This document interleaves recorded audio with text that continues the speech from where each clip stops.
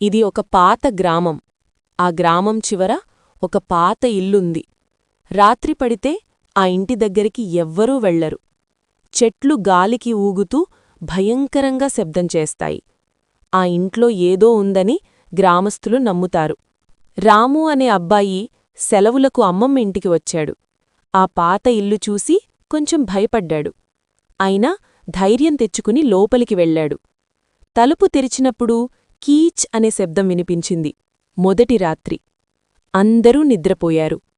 అర్ధరాత్రి రాము చెవికి ఒక శబ్దం వినిపించింది. టక్ టక్. ఎవరో నడుస్తున్నట్టు.